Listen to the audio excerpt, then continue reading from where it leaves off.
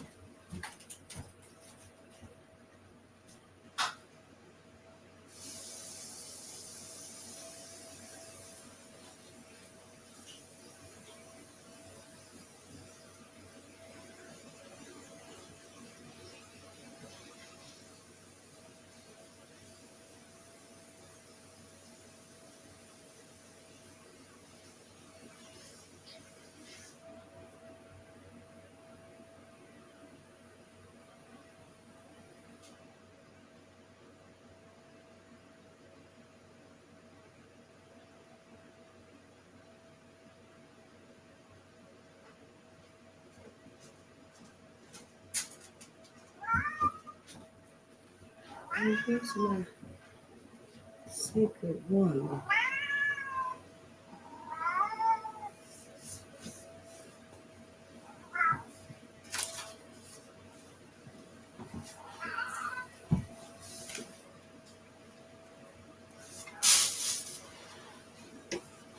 Good day, family. I was looking for my other book. Oh, there it is.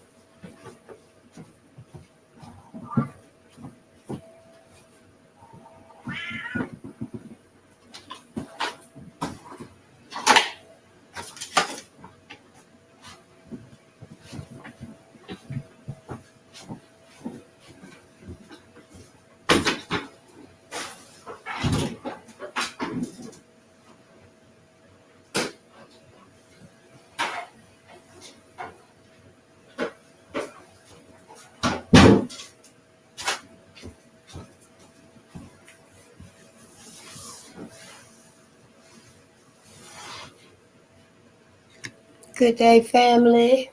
Good day again.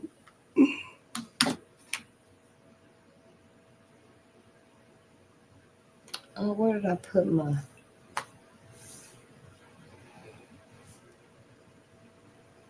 Dang. I just had my book, but I moved him. Where did I set the book? Oh, shit. Oh.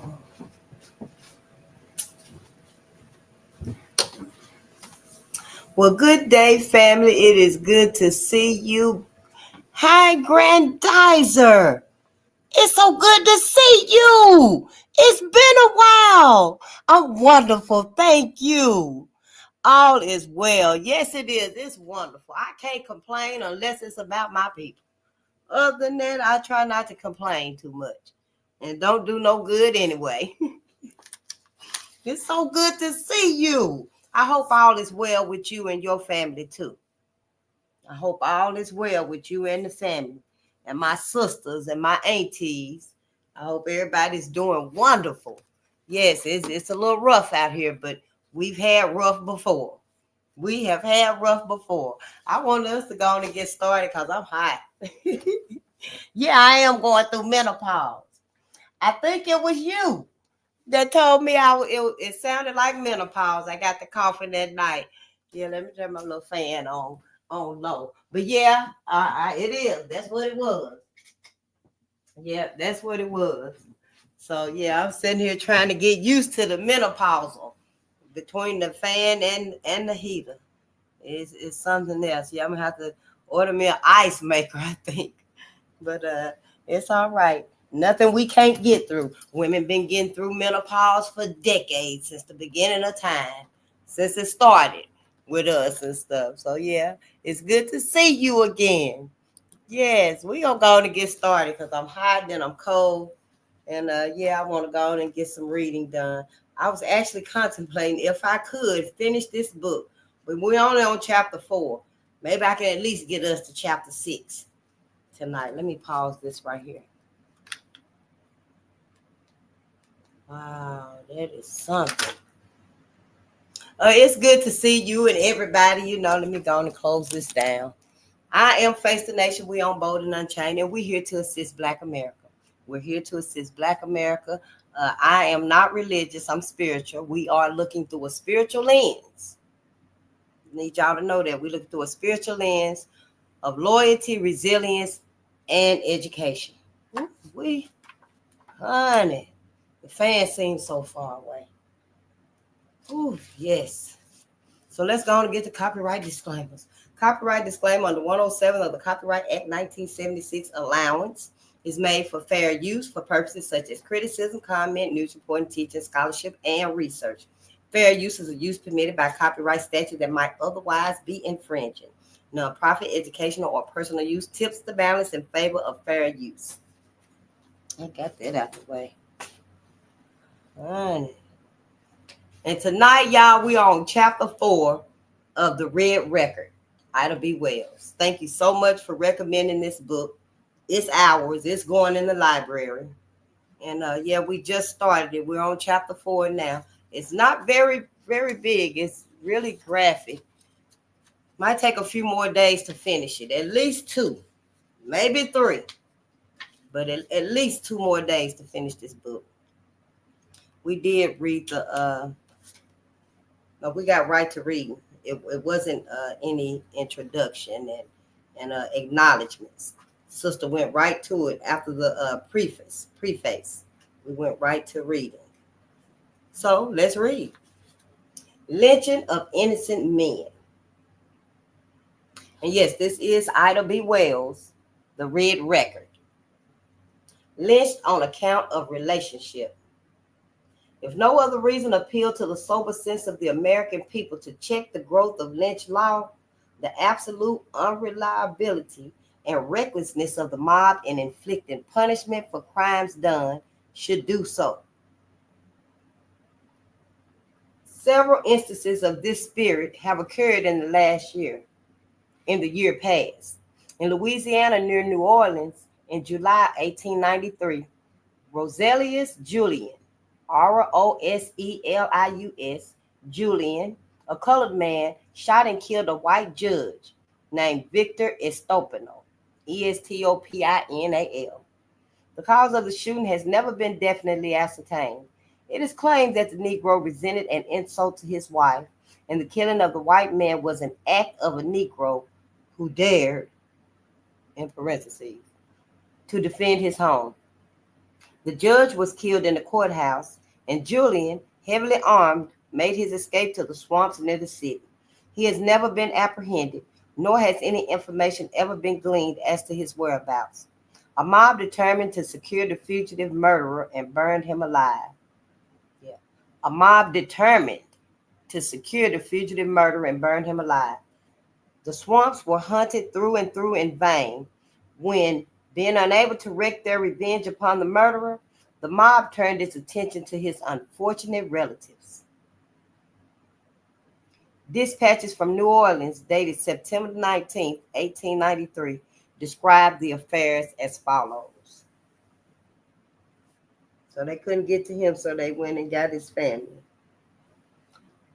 Posses were immediately organized and the surrounding country was scoured, but the search was fruitless so far as the real criminal was concerned. The mother, 3 brothers, and 2 sisters of the Negro were arrested yesterday at the Black Ridge in the rear of the city by the police and taken to the little jail on Judge Estefanol's place about Southport because of the belief that they were securing, SUCCORING, securing the fugitive. About 11 o'clock, 25 men, some armed with rifles and shotguns, came up to the jail. They unlocked the door and held a conference among themselves as to what they should do. Some were in favor of hanging the 5, his family, while others insisted that 2 of the brothers should be strung up. This was finally agreed to, and the 2 doomed Negroes were hurried to a pasture 100 yards distant, and there asked to take their last chance of saving their lives by making a confession, but the Negroes made no reply. They were then told to kneel down and pray. One did so, the other remained standing, but both prayed fervently. They prayed fervently. The taller Negro was then hoisted up. The shorter Negro stood gazing at the horrible death of his brother without flinching.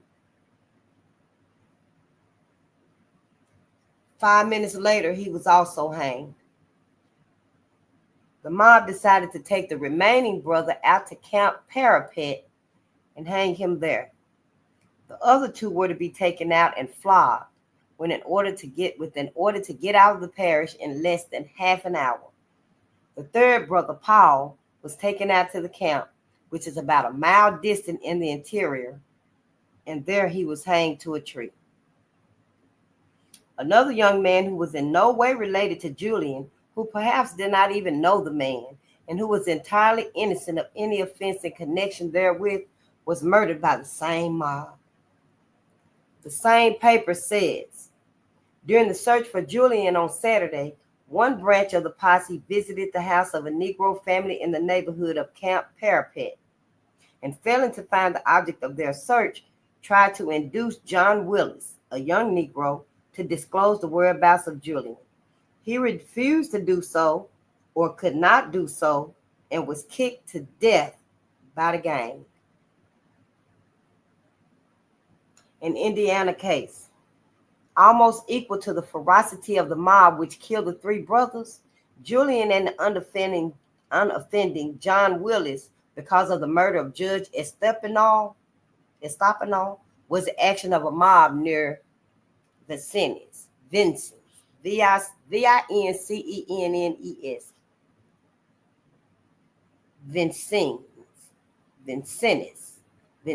Indiana. In this case, a wealthy colored man named Allen Butler. I think Brother Julian Johnson Law covered Allen Butler, or was that Allen Payne? I'll find it. Named Allen Butler, who was well known in the community and enjoyed the confidence and respect of the entire country, was made the victim of a mob and hung because his son had become unduly intimate with a white girl who was a servant around his house. There was no pretense that the facts were otherwise than as here stated. The woman lived at Butler's house as a servant, and she and Butler's son fell in love with each other. And later it was found that the girl was in a delicate condition. She was pregnant. It was claimed, but with how much truth no one has ever been able to tell, that the father had procured an abortion or himself had operated on the girl, and that she had left the house to go back to her home. It was never claimed that the father was in any way responsible for the action of his son, but the authorities procured the arrest of both father and son, and at the preliminary examination, the father gave bail to appear before the grand jury, when it should convene. On the same night, however, the mob took the matter in hand and with the intention of hanging the son. It assembled near Sumner, while the boy who had been unable to give bail was lodged in jail at Lawrenceville. As it was impossible to reach Lawrenceville and hang the son, the leaders of the mob concluded they would go to Butler's house and hang him. Butler was found at his home, taken out by the mob and hung to a tree. This was in the law-abiding state of Indiana, which furnished the United States its last president, and which claims all the honor, pride, and glory of northern civilization. None of the leaders of the mob were apprehended, and no steps whatsoever were taken to bring the murderers to justice. An account has been given of killed for his stepfather's crime. An account has been given of the cremation of Henry Smith at Paris, Texas, for the murder of the infant child of a man named Vance. It would appear that human ferocity was not sated when it vented itself upon a human being by burning his eyes out, by thrusting a red-hot iron down his throat, and then by burning his body to ashes. Henry Smith, the victim of these savage orgies, was beyond all the power of torture. But a few miles outside of Paris, some members of the community concluded that it would be proper to kill a stepson named William Butler as a partial penalty for the original crime. This young man, against whom no word has ever been said, and who was in fact an orderly, peaceable boy, had been watched with the severest scrutiny by members of the mob who believed he knew something of the whereabouts of Smith. He declared from the very first that he did not know where his stepfather was, which statement was well proven to be a fact after the discovery of Smith in Arkansas, whence he had fled through swamps and woods and unfrequented places. Yet Butler was apprehended, placed under arrest, and on the night of February the 6th, taken out on Hickory Creek, 5 miles southeast of Paris, and hung for his stepfather's crime. After his body was suspended in the air, the mob filled it with bullets. Lynched because the jury acquitted him. The entire system of the judiciary of this country is in the hands of white people. To this add the fact of the inherent prejudice against colored people, and it will be clearly seen that a white jury is certain to find a Negro prisoner guilty if there is the least evidence to warrant such a finding. Meredith Lewis, Lewis, Lewis, was arrested in Roseland, Louisiana in July of last year. A white jury found him not guilty of the crime of murder wherewith he stood charged. This did not suit the mob. A few nights after the verdict was rendered and he was declared to be innocent, a mob gathered in his vicinity and went to his house. He was called, and suspecting nothing, went outside. He was seized and hurried off to a convenient spot and hanged by the neck until he was dead for the murder of a woman of which the jury had said he was innocent. Lynched as a scapegoat. Wednesday, July the 5th, about 10 o'clock in the morning, a terrible crime was committed within 4 miles of Wickliffe, Kentucky. Wickliffe. 2 girls, Mary and Ruby Ray, were found murdered a short distance from their home. The news of this terrible cowardly murder of 2 helpless young girls spread like wildfire, and searching parties scoured the territory surrounding Wickliffe and Bardwell. 2 of the searching party, the Clark brothers, saw a man enter the Dupoyster cornfield, Dupoyster. They got their guns and fired at the fleeting figure, but without effect. He got away, but they said he was a white man or nearly so. The search continued all day without effect, save the arrest of 2 or 3 strange Negroes. A bloodhound was brought from the penitentiary and put on the trail, which he followed from the scene of the murder to the river and into the boat of a fisherman named Gordon. Gordon stated that he had ferried one man and only one across the river about 6:30 in the evening of July the 5th, that his passenger sat in front of him, and he was a white man or a very bright mulatto who could not be told from a white man. The bloodhound was put across the river in the boat, and he struck a trail again at Bird's Point on the Missouri side, ran about 300 yards to the cottage of a white farmer named Grant, and there lay down refusing to go any further. That don't mean he was the murderer, though, but we'll see. But they're going to pin it on a black man, I bet. And it probably was the white man that did it. Oh, let's see. Everybody was just... Thursday morning, a brakesman on a freight train going out of Sikeston, Missouri, discovered a Negro stealing a ride. He ordered him off and had hot words which terminated in a fight. The brakesman had the Negro arrested. When arrested, between 11 and 12 o'clock, he had on a dark woolen suit, light pants, a coat, and no vest. He had $12 in paper, 2 silver dollars, and 95 cents in change. He had also 4 rings in his pockets, a knife and a razor, which were rusted and stained. The Sikeston authorities immediately jumped to the conclusion that this man was the murderer for whom the Kentuckians across the river were searching.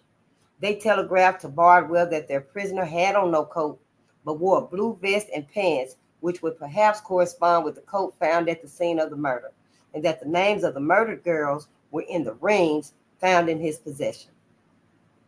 As soon as the news was received, the sheriffs of Ballard and Carlisle counties and a posse of perhaps 30 well-armed and determined Kentuckians who had pledged their word that the prisoner should be taken back to the scene of the supposed crime to be executed there if proved to be the guilty man, chartered a train, and at 9 o'clock Thursday night started for Sikeston. Arriving there 2 hours later, the sheriff at Sikeston, who had no warrant for the prisoner's arrest and detention, delivered him into the hands of the mob without authority for doing so, and accompanied them to Bird's Point. The prisoner gave his name as Miller, his home at Springfield, and said he had never been in Kentucky in his life, but the sheriff turned him over to the mob to be taken to Wickliffe, that Frank Gordon, the fisherman who had put a man across the river, might identify him. In other words, the protection of the law was withdrawn from C.J. Miller, and he was given to the mob by this sheriff at Sikeston, who knew that the prisoner's life depended on one man's word. After an altercation with the train men, who wanted another $50 for taking the train back to Bird's Point, the crowd arrived there at 3 o'clock Friday morning. Here was anchored the 3 states. That's a ferry boat plying between Wickliffe, Kentucky, Cairo, Illinois, and Bird's Point, Missouri. This boat left Cairo at 12 o'clock Thursday with nearly 300 of Cairo's best citizens and 30 kegs of beer on board. This was consumed while the crowd and the bloodhound waited for the prisoner. When the prisoner was on board the 3 states, the dog was turned loose, and after moving aimlessly around, followed the crowd to where Miller sat handcuffed and there stopped. The crowd closed in on the pair and insisted that the brute had identified him because of that action. When the boat reached Wickliffe, Gordon, the fisherman, was called on to say whether the prisoner was the man he ferried over the river the day of the murder.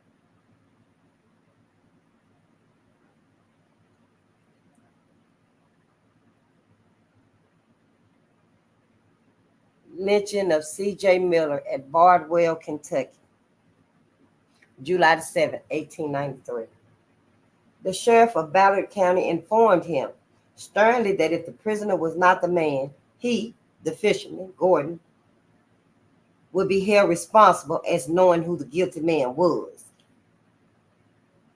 Gordon stated before that the man he ferried across was a white man or a bright-colored man. Miller had a dark brown-skinned man. Miller was a dark brown-skinned man with kinky hair, neither yellow nor black, says the Cairo Evening Telegram of Friday, July the 7th. The fisherman went up to Miller from behind, looked at him without speaking for 45 minutes, then slowly said, Yes, that's the man I crossed over. This was about 6 o'clock Friday morning, and the crowd wished to hang Miller then and there. But Mr. Ray, the father of the girls, insisted that he be taken to Bardwell, the county seat of Ballard, and 12 miles inland. He said he thought a white man committed the crime and that he was not satisfied that was the man. They took him to Bardwell, and at 10 o'clock, this same excited, unauthorized mob undertook to determine Miller's guilt. One of the Clark brothers, who shot at a fleeting man in the DuPoister cornfield, said the prisoner was the same man. The other said he was not, but the testimony of the first was accepted. A colored woman who had said she gave breakfast to a colored man clad in a blue flannel suit the morning of the murder said positively that she had never seen Miller before. The gold rings found in his possession had no names in them, as had been asserted, and Mr. Ray said they did not belong to his daughters. Meantime, a funeral pyre for the purpose of burning Miller to death had been erected in the center of the village. While the crowd, swayed by passion, was clamoring that he be burnt, Miller stepped forward and made the following statement. My name is C.J. Miller. I am from Springfield, Illinois. My wife lives at 716 North 2nd Street. I am here among you today, looked upon as one of the most brutal men before the people. I stand here surrounded by men who are excited, men who are not willing to let the law take its course. And as far as the crime is concerned, I have committed no crime, and certainly no crime gross enough to deprive me of my life and liberty to walk upon the green earth. A telegram was sent to the chief of police at Springfield, Illinois, asking if one C.J. Miller lived there. An answer in the negative was returned. A few hours later, it was ascertained that a man named Miller and his wife did live at the number the prisoner gave in his speech. But the information came to Bardwell too late to do the prisoner any good. Miller was taken to jail, every stitch of clothing literally torn from his body, and examined again. On the lower left side of the bosom of his shirt was found a dark reddish spot about the size of a dime. Miller said it was a paint which he had gotten on him at Jefferson Barracks. This spot was only on the right side and could not be seen from the underside at all, thus showing it had not gone through the cloth as blood or any liquid substance would do. Chief of Police Mahaney of Cairo, Illinois, was with the prisoner, and he took his knife and scraped at the spot, particles of which came off in his hand. Miller told them to take his clothes to any expert and ask if the spot was shown to be blood. They might do anything they wished with him. They took his clothes away and were gone some time. After a while, they were brought back and thrown into the cell without a word. It is needless to say that if the spot had been found to be blood, that fact would have been announced and the shirt retained as evidence. Meanwhile, numbers of rough, drunken men crowded into the cell and tried to force a confession of the deed from the prisoner's lips. He refused to talk, save to reiterate his innocence. To Mr. Mahaney, who talked seriously and kindly to him, telling him the mob meant to burn and torture him at 3 o'clock, Miller said, burning and torture here lasts but a little while, but if I die with a lie on my soul, I should be tortured forever. I am innocent. For more than 3 hours, all sorts of pressure in the way of threats, abuse, and urging was brought to bear to force him to confess to the murder and thus justify the mob in its deed of murder. Miller remained firm, but as the hour drew near and the crowd became more impatient, he asked for a priest. As none could be procured, he then asked for a Methodist minister who came, prayed with the doomed man, baptized him, and exhorted Miller to confess. To keep up the flagging spirits of the dense crowd around the jail, the rumor went out more than once that Miller had confessed. But the solemn assurance of the minister, chief of police, and leading editor, who were with Miller all along, is that this rumor is absolutely false. At 3 o'clock, the mob rushed to the jail to secure the prisoner. Mr. Ray had changed his mind about the promised burning. He was still in doubt as to the prisoner's guilt. He again addressed the crowd to that effect, urging them not to burn Miller, and the mob heeded him so far that they compromised on hanging instead of burning, which was agreed to by Mr. Ray. There was a loud yell, and a rush was made for the prisoner. He was stripped naked, his clothing literally torn from his body, and his shirt was tied around his loins. Someone declared the rope was a white man's death, and a log chain, nearly 100 feet in length, weighing over 100 pounds, was placed around Miller's neck and body, and he was led and dragged through the streets of the village in that condition, followed by thousands of white people.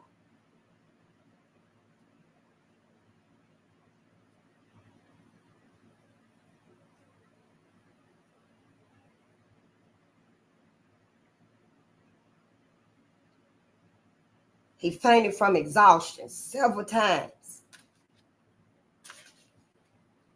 but was supported to the platform where they first intended burning him.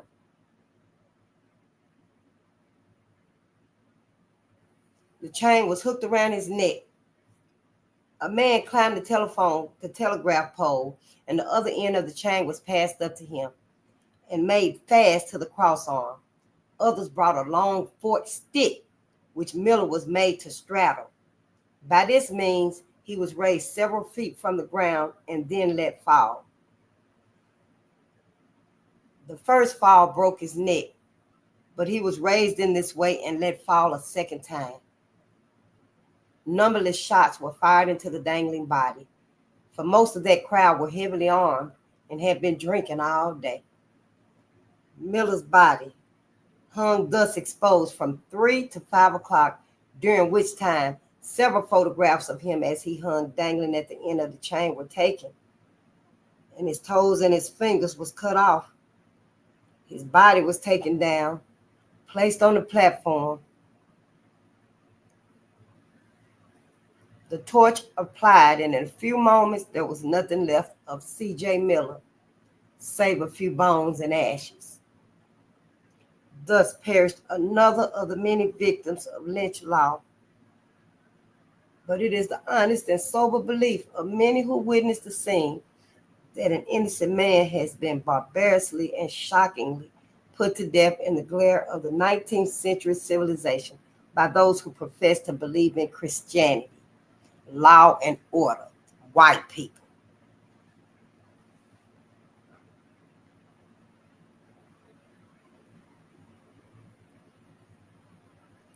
We're on chapter 5. Chapter 5. I could just get us to chapter 6. This is going to be an early night tonight, yeah. Chapter 5, lynched for anything or nothing. Lynched for wife beating.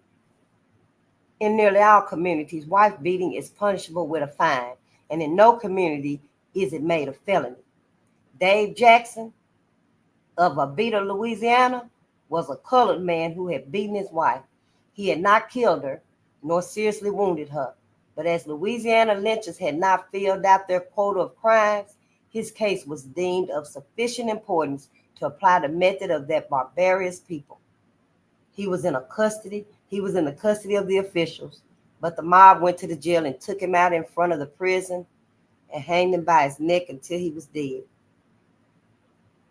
This was in November 1893. Hanged for stealing hogs. Details are very meager of a lynching which occurred near Knox Point, Louisiana on the 24th of October, 1893. Upon one point, however, there was no uncertainty, and that is that the persons lynched were Negroes. It was claimed that they had been stealing hogs, but even this claim has not been subjected to an investigation of a court. That matter was not considered necessary. A few of the neighbors who had lost hogs suspected these men were responsible for their loss and made up their minds to furnish an example for others to be warned by. The two men were secured by a mob and hanged. Lynched for no offense.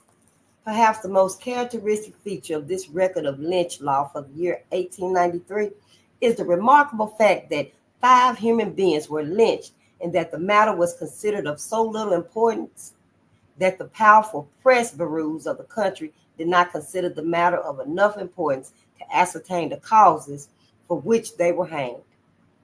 It tells the world, with perhaps greater emphasis than any other feature of the record, that lynch law has become so common in the United States that the finding of the dead body of a Negro suspended between heaven and earth to the limb of a tree is of so slight importance that neither the civil authorities nor press agencies consider the matter worth investigating.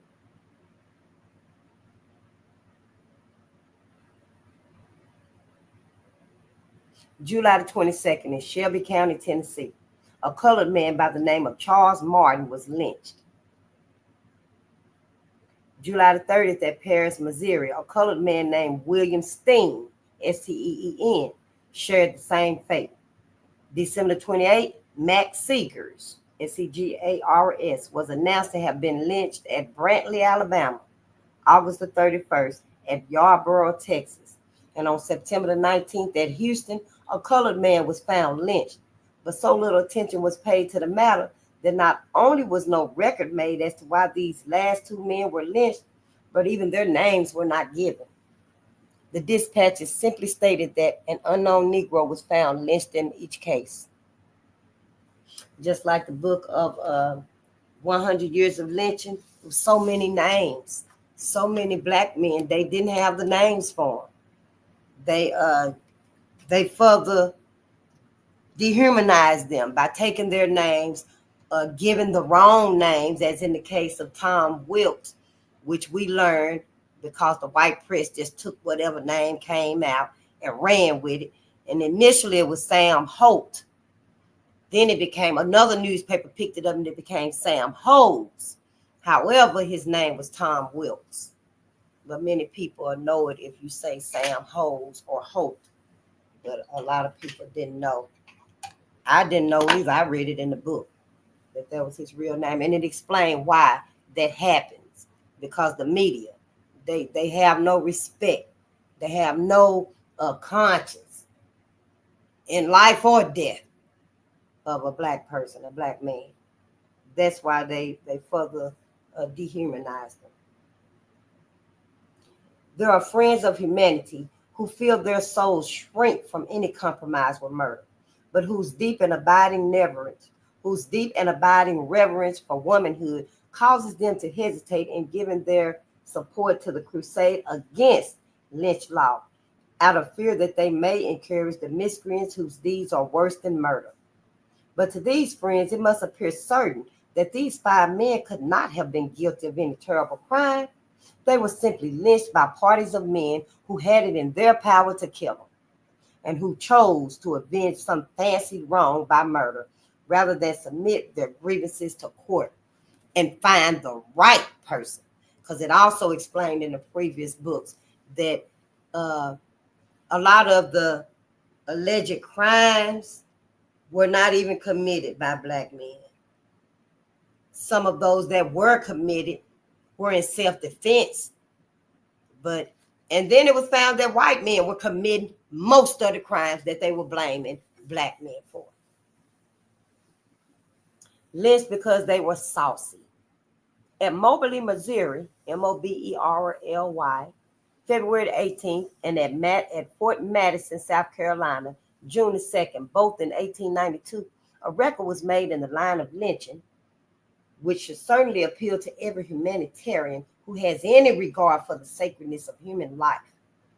John Hughes, Hughes, of Moberly, and Isaac Lincoln of Fort Madison, and Will Lewis in Tullahoma, Tennessee, suffered death for no more serious charge than that they were saucy to white people. In the days of slavery, it was held to be a very serious matter for a colored person to fail to yield the sidewalk at the demand of a white person. And it will not be surprising to find some evidence of this intolerance existing in the days of freedom.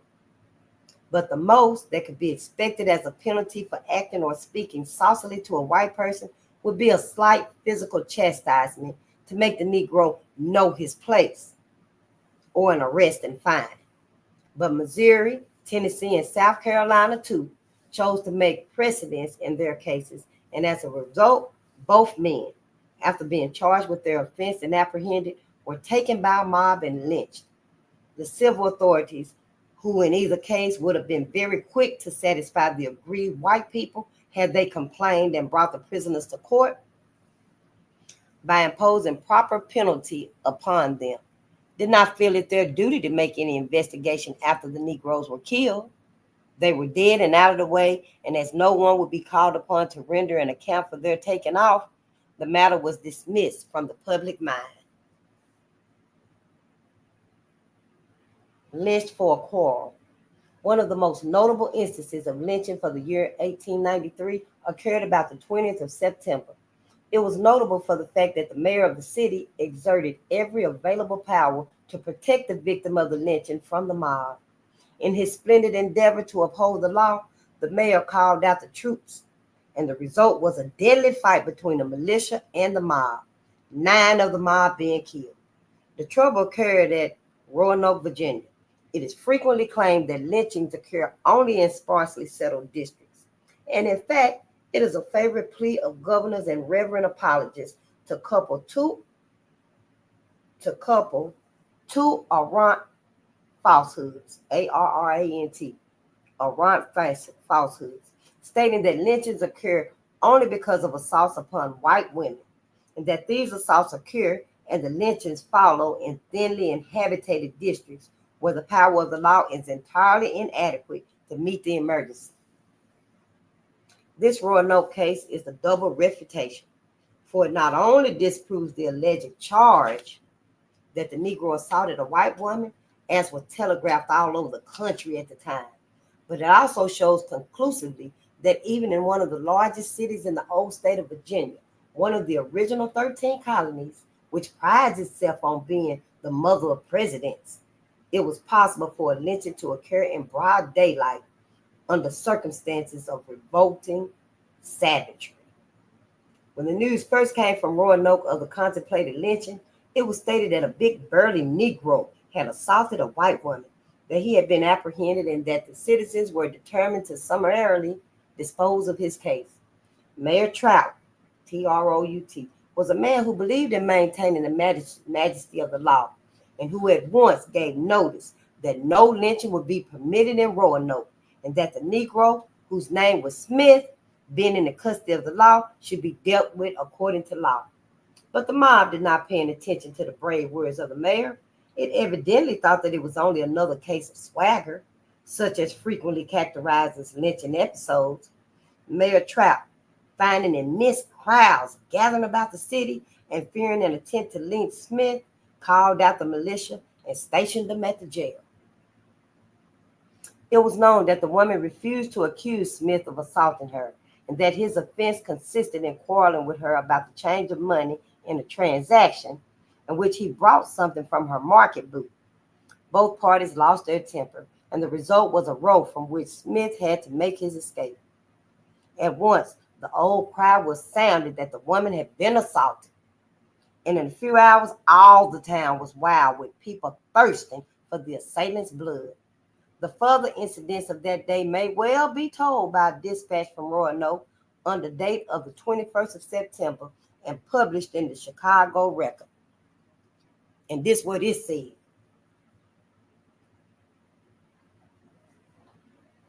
It is claimed by members of the military company that they frequently warned the mob to keep away from the jail under penalty of being shot.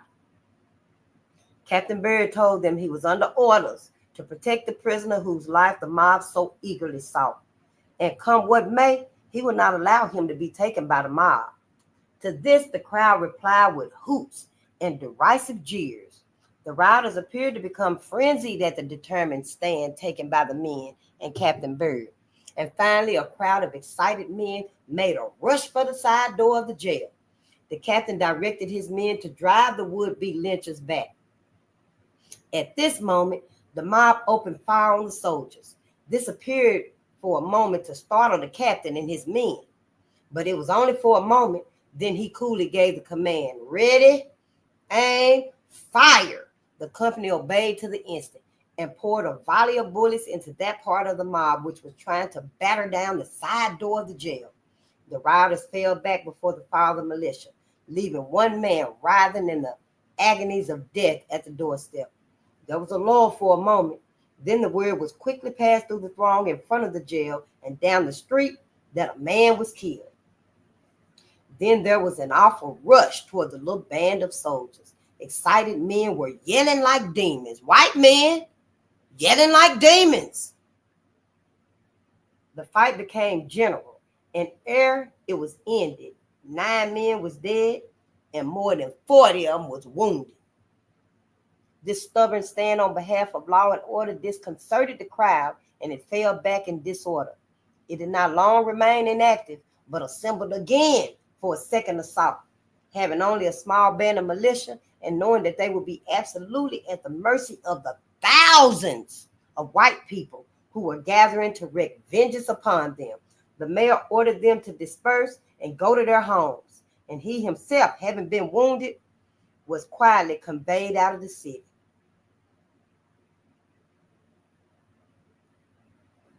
The next day, the mob grew in numbers, and its rage increased in its intensity. There was no longer any doubt that Smith, innocent as he was of any crime, would be killed. For with the mayor out of the city and the governor of the state using no effort to control the mob, it was only a question of a few hours when the assault would be repeated and its victim put to death. All this happened as per program. The description of that morning's carnival appeared in the paper above quoted and reads as follows. The description of that morning's carnival. All of the lynchings, all of the race massacres, they were, white folks were so excited and gleeful and just thirsting for blood, the savage and the ravishness. It was like a carnival atmosphere. It said that also in John Hartfield. It was like a carnival atmosphere. And John Hartfield was the most calculated, well-publicized lynching. And it was a carnival-like atmosphere. It had an atmosphere that was like a fair. And it was 10,000 white people, because the newspaper had put out that John would be lynched. And 10,000 white folks showed up, pregnant white folks, white women, old white women and white men, young white women in buggies, walking, running, bandaged up any way they could get there. Kids was there. Kids was in the tree looking down at John, throwing rocks, spitting on him, pissing on him in the tree. And the governor and the NAACP knew, but they claimed they couldn't do nothing. And this was in Ellsville, Mississippi, on the outskirts of town. They claimed they couldn't do nothing to stop it, which we've learned about in so many lynchings that no one could do anything.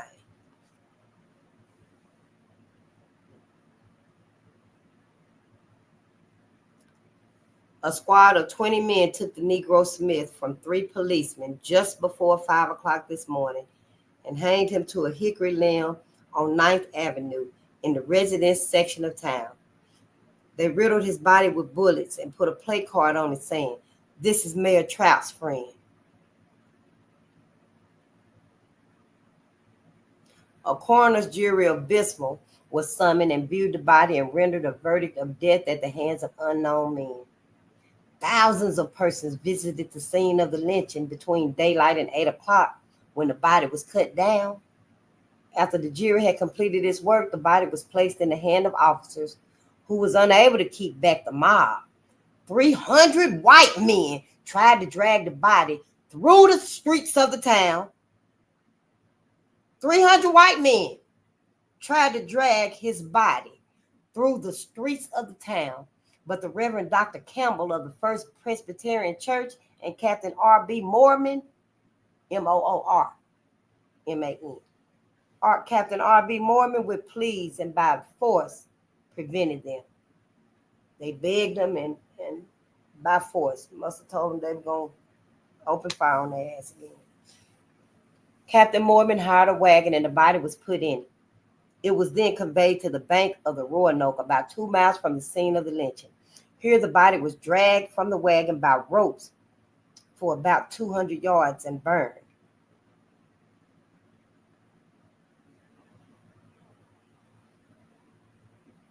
Piles of dry brushwood were brought, and the body was placed upon it, and more brushwood piled on the body, leaving only the head bare. The whole pile was then saturated with coal oil, and a match was applied. The body was consumed within an hour. The cremation was witnessed by several thousand people, white people. At one time, the mob threatened to burn the Negro in Mayor Trout's yard. Thus did the people of Roanoke, Virginia, add this measure of proof to maintain our contention that it is only necessary to charge a Negro with a crime in order to secure his certain death. It was well known in the city before he was killed that he had not assaulted the woman with whom he had had the trouble, but he dared to have an altercation with a white woman, and he must pay the penalty for an offense which would not in any civilized community have brought upon him a punishment greater than a fine of a few dollars. This unfortunate Negro was hung, shot, and burned. Suspected, innocent, and lynched. 5 persons: Benjamin Jackson, his wife Mahala Jackson, his mother-in-law Lou Carter, Rufus Bigley, were lynched near Quincy, Mississippi. The charge against them being suspicion of well poisoning. It appears from the newspaper dispatches at that time that a family by the name of Woodruff was taken ill in September 1892. As a result of their illness, one or more of the family are said to have died, though that matter is not stated definitely. It was suspected that the cause of their illness was the existence of poison in the water, some miscreant having placed poison in the well. Suspicion pointed to a colored man named Benjamin Jackson, who was at once arrested. With him also were arrested his wife, his mother-in-law, and all were held on the same charge. The matter came up for judicial investigation, but as it might have been expected, the white people concluded it was unnecessary to await the result of the investigation, that it was preferable to hang the accused first and try him afterward. By this method of procedure, the desired result was always obtained. The accused was hanged. Accordingly, Benjamin Jackson was taken from the officers by a crowd of about 200 white people while the inquest was being held and hanged.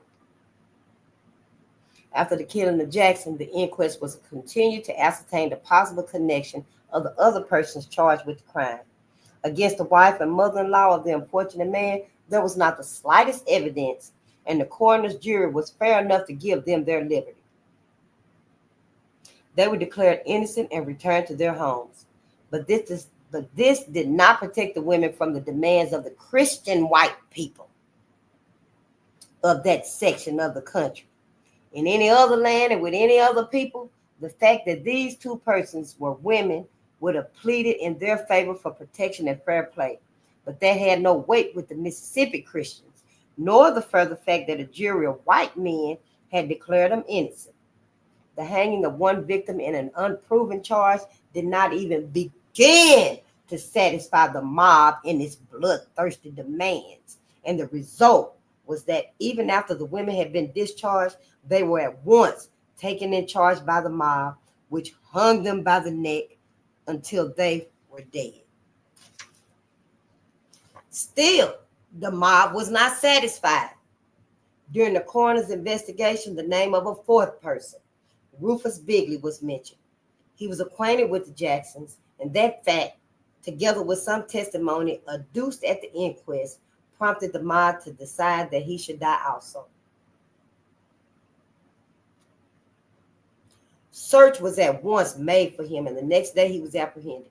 He was not given over into the hands of the civil authorities for trial, nor did the coroner's inquest find that he was guilty.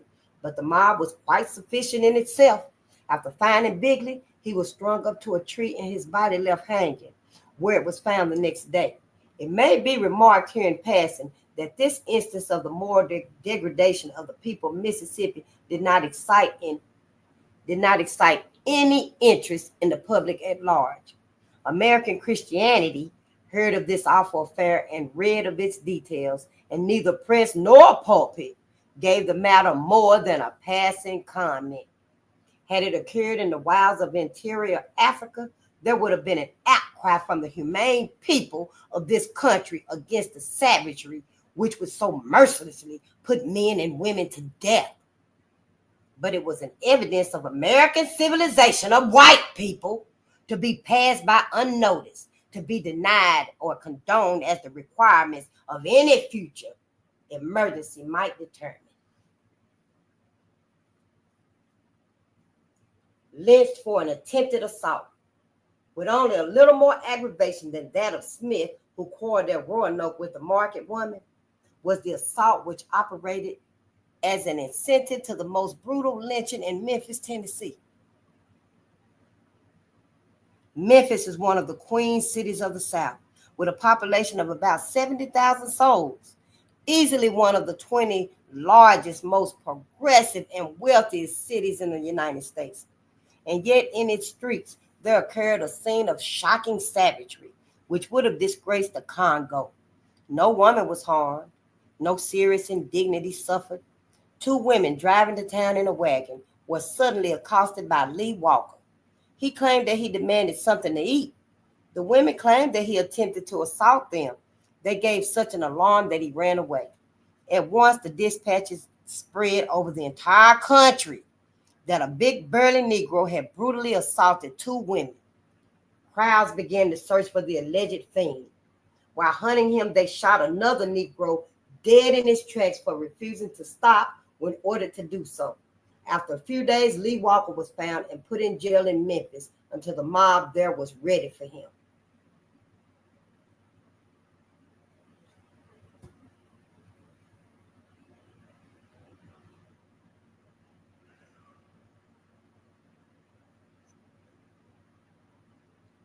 The Memphis Commercial of Sunday, July the 23rd, contains a full account of the tragedy, from which the following extracts are made.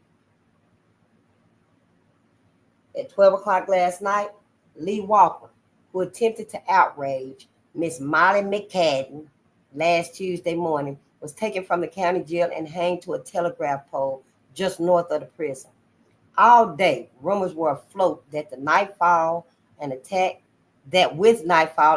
would be made upon the jail. And as everyone anticipated that a vigorous resistance would be made, a conflict between the mob and the authorities was feared. At 10 o'clock, Captain O'Haver, O-H-A-V-E-R, Sergeant Horan, H-O-R-A-N, and several patrolmen were on hand, but they could do nothing with the crowd. An attack by the mob was made on the door in the south wall, and it yielded. Sheriff McLendon and several of his men threw themselves into the breach, but 2 or 3 of the storming party shoved by. They were seized by the police, but were not subdued. The officers refraining from using their clubs. They still with that bullshit today. The entire mob might at first have been dispersed by 10 policemen who would use their clubs, but the sheriff insisted that no violence be done. The mob got an iron rail and used it as a battering ram against the lobby doors. Sheriff McLendon tried to stop him, and someone of the mob knocked him down with a chair. Still, he counseled moderation and would not order his deputies and the police to disperse the crowd by force. The pacific policy of the sheriff impressed the mob with the idea that the officers were afraid, or at least would do them no harm, and they redoubled their efforts, urged on by the big switchman. At 12 o'clock, the door of the prison was broken in with a rail. As soon as the rapist was brought out of the door, calls were heard for a rope. Then someone shouted, "Burn him!" But there was no time to make a fire. When Walker got into the lobby, a dozen of the men began beating and stabbing him. He was half dragged, half carried to the corner of Front Street and the alley between Sycamore and Mill and hung to a telegraph pole. Walker made a desperate resistance. Two men entered his cell first and ordered him to come forth. He refused, and failing to drag him out, others entered. He scratched and bit his assailants, wounding several of them severely with his teeth. The mob retaliated by striking and cutting him with fists and knives. When he reached the steps leading down to the door, he made another stand and was stabbed again and again. By the time he reached the lobby, his power to resist was gone, and he was shoved along through the mob of yelling, cursing white men and white boys, who beat him, spat on him, and slashed the rich like demon. That's how the newspapers referred to y'all.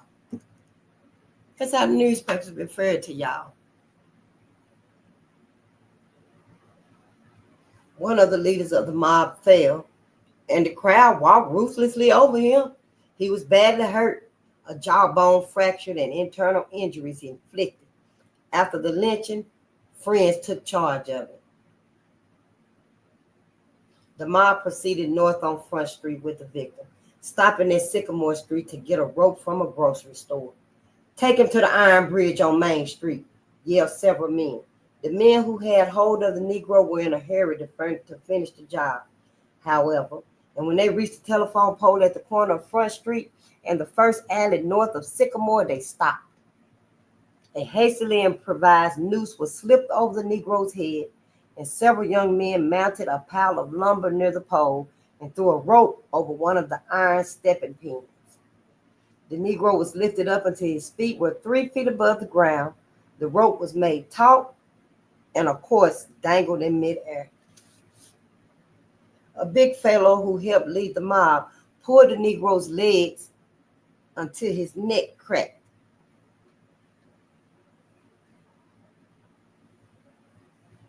The wretch's clothes had been torn off, and as he swung, the man who pulled his legs mutilated the corpse.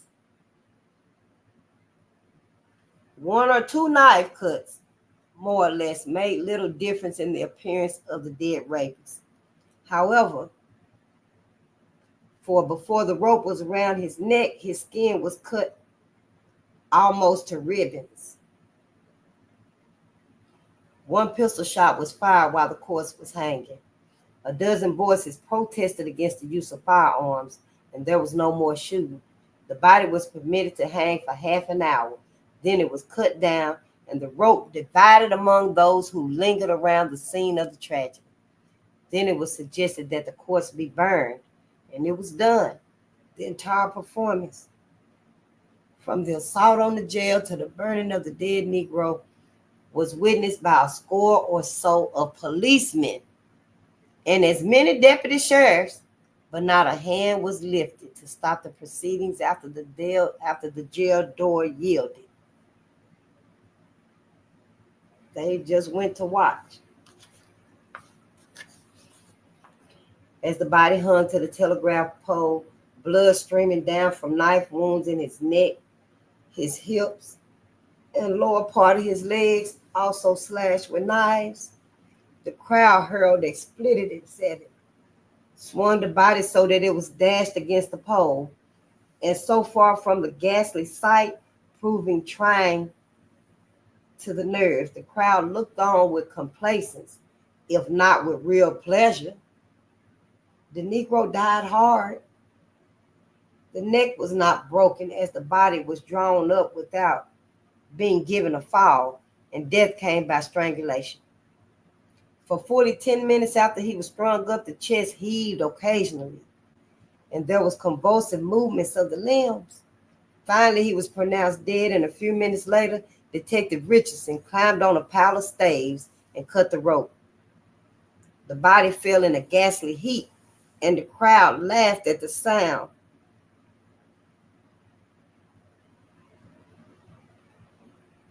And crowded around the prostrate body, a few of them kicking the inanimate carcass. Detective Richardson, who is also a deputy coroner, then proceeded to impanel, IMPANEL, the following jury of inquest: J.S. Moody, A.C. Waldron, B.J. Childs, J.N. House, Nelson Bills, T.L. Smith, and A. Newhouse. After viewing the body, the inquest was adjourned without any testimony being taken until 9 o'clock this morning. The jury will meet at the coroner's office, 51 Beale Street, upstairs, and decide on a verdict. If no witnesses are forthcoming, the jury will be able to arrive at a verdict just the same. As all members of it saw the lynching, then someone raised the cry of burning. It was quickly taken up and soon resounded from 100 throats. Detective Richardson, for a long time, single-handedly stood the crowd off.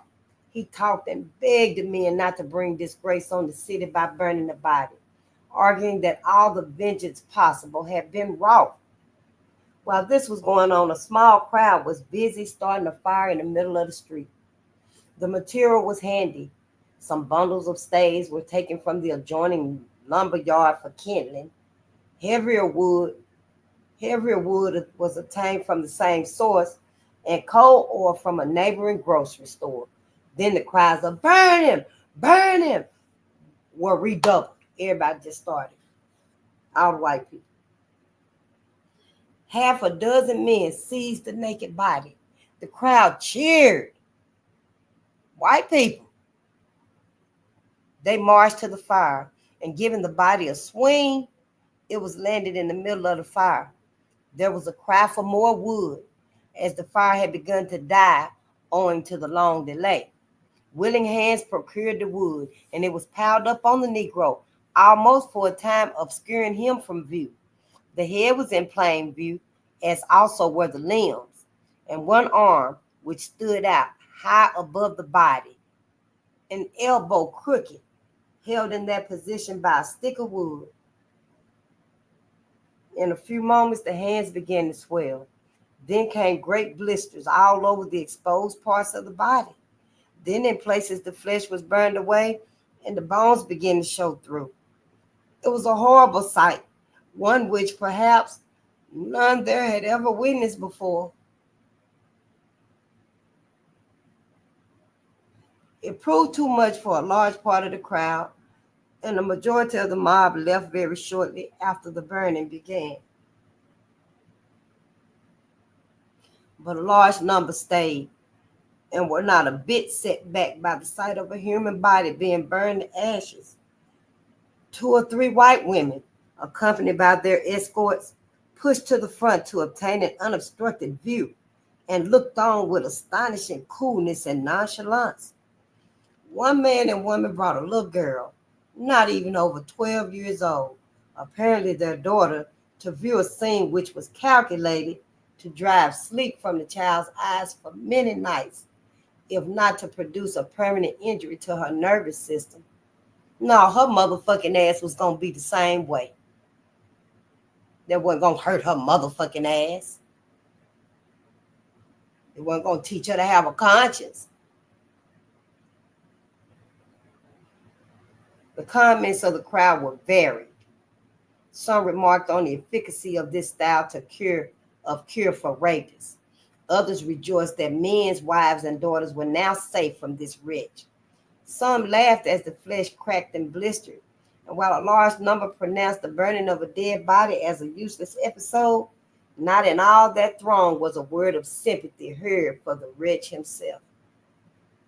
The rope that was used to hang the Negro and also that which was used to lead him to jail were eagerly sought by relic hunters. They also fought for a chance to cut off a piece of rope, and in an incredibly short time, both ropes had disappeared and were scattered in the pockets of the crowd in sections of from 1 inch to 6 inches long. Others of the relic hunters remained until the ashes cooled to obtain such ghastly relics as the teeth, his nails, and bits of charred skin of the immolated victim of his own lust. Bits of charred skin of the immolated, immolated, IMMOLATED. After burning the body, the mob tied a rope around the charred trunk and dragged it down Main Street to the courthouse, where it was hanged to a center pole. The rope broke and the corpse dropped with a thud, but again it was hoisted up, the charred legs barely touching the ground. The teeth were knocked out and the fingernails cut off as souvenirs. The crowd made so much noise that the police interfered. Undertaker Walsh was telephoned for, who took charge of the body and carried it to his establishment, where it will be prepared for burial in a potter's field today.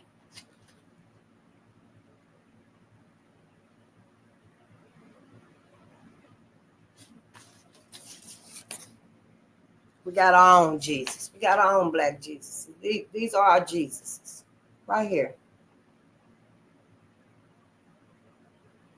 Little boys. That little boy look like he about 9. He look like he about 6. He probably 8. Look, these are their kids. These are white folks' kids. They bring babies.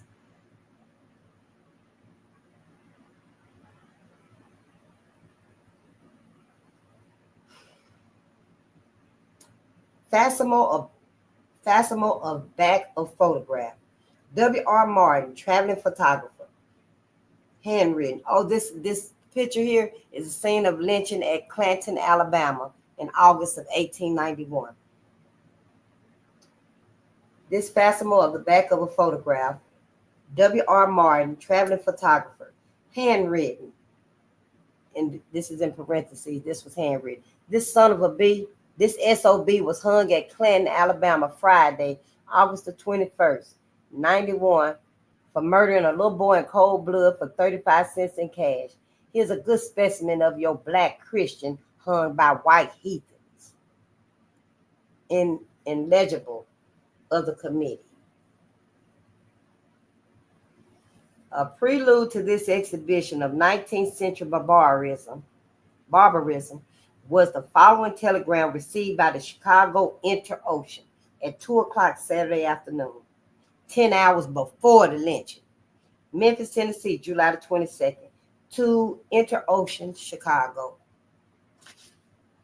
Lee Walker, colored man, accused of raping white women in jail here, will be taken out, burned by whites tonight. Can you send Miss Ida Wells to write it up? Answer.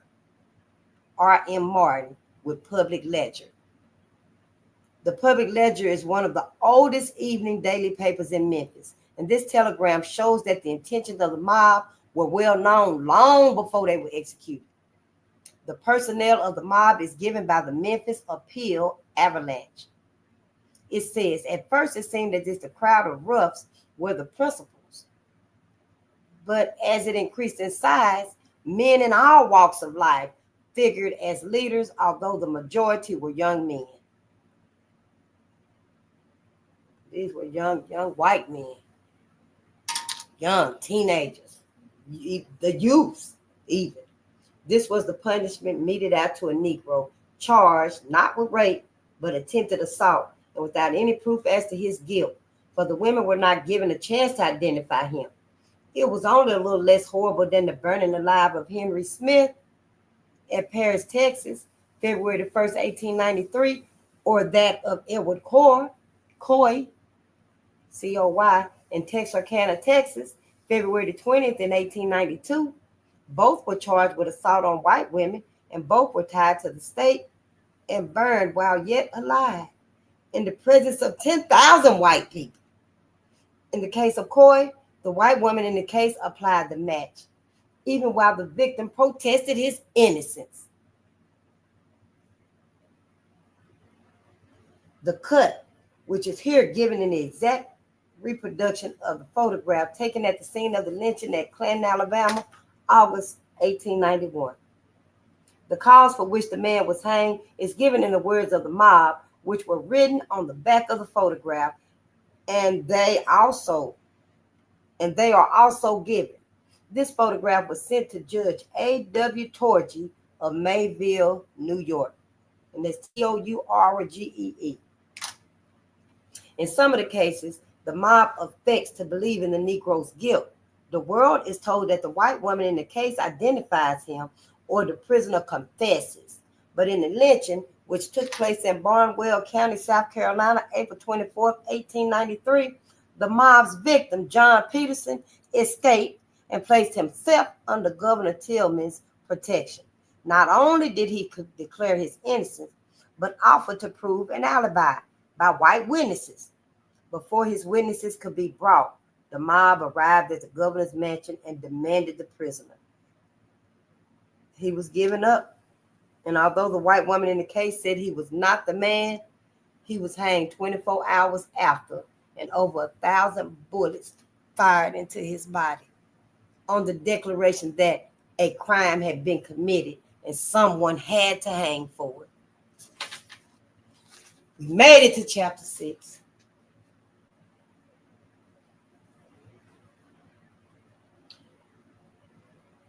We'll start here tomorrow. Yeah. We'll start here on chapter 6 tomorrow. History of some cases of rape.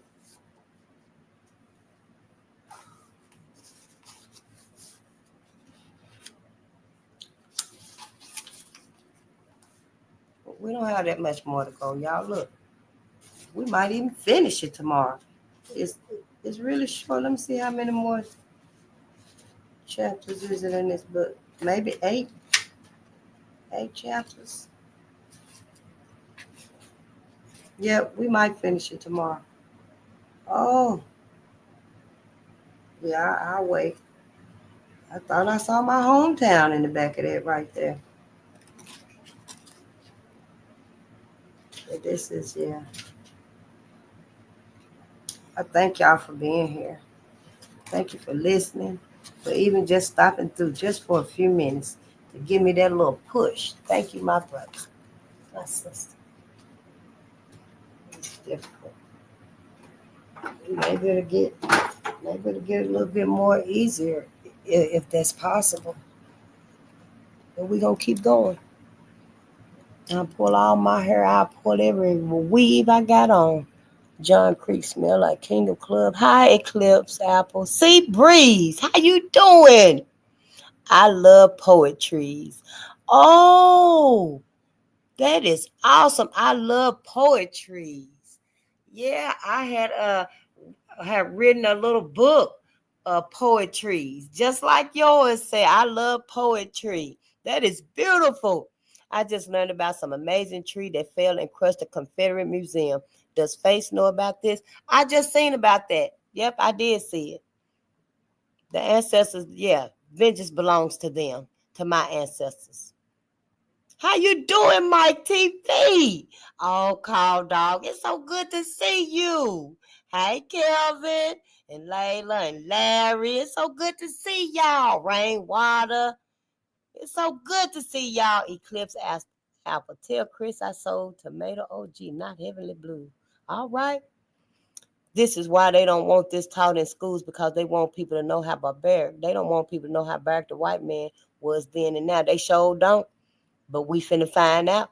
People finna find out. Those that claim they don't know, they finna fucking find out.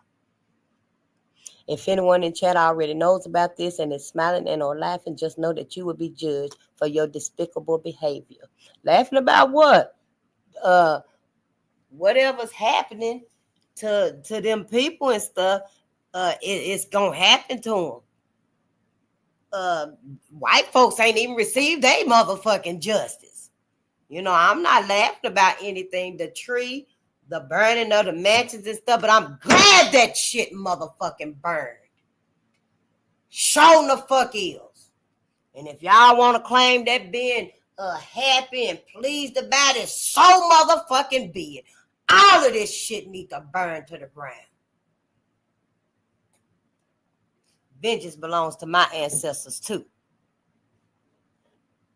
Hell, we just read about it in the books. Hell, all the shit they doing, because some people feel that justice has finally been obtained by a damn building. But it's a plantation. It's more than a building. Ain't nobody lost their lives, went to prison, was convicted, But the motherfucking plantation, let that motherfucker burn, and they don't need to rebuild it. So now, yeah, that's how I feel about it.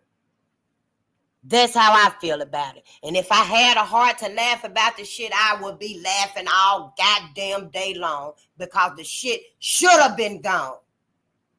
And y'all know what they still doing. Still taking shit, still erasing shit. What was it I just seen also? Oh, 6,000 doctors. Now, I don't know if they some foreigner doctors or what have you. I just seen it when I was coming on and stuff. Trump done cut them loose. Get your garden started. You better get you some, start growing your ginger, your garlic, your thyme, your turmeric, your tamarind. Start growing your own stuff, your own pharmacy. And know that your brain, you a walking pharmacy anyway. Yeah, your brain, make yourself feel brave. Just tell yourself, I'm brave. Oh, I'm so brave. I'm brave like my ancestors. And your brain gonna release interleukin. interlukin. I ain't no doctor, nothing like that. I read it too. You make yourself feel calm. Tell yourself you calm. Your brain releases value. We're going to have to use our cosmic given gifts to get through this. So, yeah, if you want to laugh, if you want to cry about the shit, laugh about every goddamn thing, hell. It's time for shit to motherfucking be like it need to be, so we can get some change going and rebuild America back up. We're going to have to rebuild it the right way. Not this whole bullshit they has been putting up, building, inventing for the progress of humanity.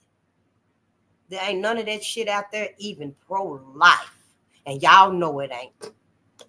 So fuck them. And fuck they motherfucking plantations, they cars, and all that goddamn shit. Vengeance belongs to my ancestors. Whether y'all want to admit it or acknowledge it or accept it or not, my ancestors deserve to get their vengeance. Sure do, honey, and I ain't gonna stand in the way of them having it either.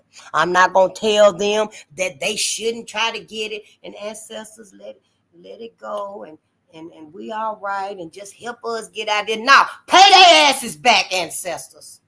That's how I feel about it. Y'all ain't got to. You go on, keep forgiving if you must. But all of us ain't got to motherfucking forgive. If you got to forgive and it's on your heart, do it. You're probably in the wrong room being here with all of that forgiveness shit.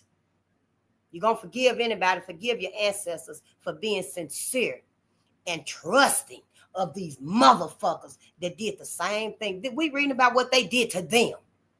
Forgive our ancestors for trusting them, not bringing it up, for even, being around them, for not keeping their eyes on them and shit, not rearing up against their asses. Shit, save some of that for us, for our ancestors, and they still trying to make shit just as roll it back on us. They still trying to roll shit back on us. I want to ask y'all asses this. Do y'all asses know anything about it? Is these motherfuckers trying to repropose slavery? Or is it just straight out genocide? Is it just straight out genocide? I want to know. Don't y'all think y'all need to know? If these motherfuckers is trying to maybe in 7, 10, 15 years repropose slavery on whoever left? Or is this just straight genocide? Ask yourself some questions. What are you going to do, black people, black America, black Africa, right here, this lifetime and in the next lifetime? You still planning on going to heaven with white folks? Are you still planning on giving up your life and your afterlife? It's too much. It's too much. You got to go within. Use your discernment. Start thinking and living and trusting, believing in your people, your ancestors, and not these motherfucking fake ass, superficial, materialistic, goddamn vile, inhumane, just evil, cannibalistic ass can't be trusted. I don't give a damn how gentle they seem to be today. Oh, they're so gentle. Love your baby so much. Can I help you with anything? Oh, sugar, it's going to be okay. They got every goddamn reason to be so calm and act like they aren't a threat to anybody when, goddamn it, all along the asses is a threat to every people, every animal, Every plant, every water, stream, lake, river, everything in this life, white folks are a threat to it. You always been a threat to it, and you're going to always be a threat to it until your motherfucking ass get you some help and get the fuck away from black folks. Go put all that shit on other groups of people if you must. But we done had enough of y'all motherfuckers. Don't come to me talking about your ass got black to feed, black fatigue, white fatigue. You ain't got a motherfucking thing, but nothing but a spine full of rage inside of you. That's what's inside of you, and that's what they want to let out on you, Black America. They just trying to find a way to let it out. See, they can't say no more that the black man assaulted the white woman. Here, the white woman out there right now proclaiming that she loved the black man. She loved the black man more than the black woman loved the black man. Some of them. Then you got some of them out there reading that talking about they still got chains and whips and shit. Just crazy as fuck. So the white man, they got to come up with another excuse. We just read it in the book. They done had excuse after excuse after excuse after excuse. Now they got to come up with another excuse so they can unleash this rage and shit. The motherfuckers can't be trusted. And any of y'all asses that's trusting them, feeling any forgiveness, any sympathy for them and shit, don't bring your asses over here. Take your ass over there with sister, because she over there forgiving too. Don't come in here with that bullshit. Your ass need to be in here to learn and open your eyes and know what the fuck is going on in life and finna go on in the afterlife. That's all I'm here for. I ain't here to tell you, oh, forgive them. It's a new day. They can love each other. Have mixed babies. They so beautiful. Fuck all of that. We need to live.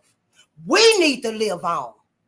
Hell, the cosmos meant it anyway for their asses to die out. That's why they can only procreate with white people. Now, y'all asses got to go out, keep them lingering on and stuff. Keep trusting them and stuff. Trust them from a distance. Feed their ass with a long handle spoon. Ain't that what you do for black folks? When you meet black people and you can't get along, I can't stand them. I hate to see them come. Feed them with a long handle spoon. But white folks, you always up in their asses about something. Don't never want to learn about us. What happened to us? Why we still can't come together and shit. Get y'all shit together. Stop being motherfucking scary, timid, docile when it come to white folks. You can't even say what's on your mind when it come to white folks. I'll see y'all tomorrow.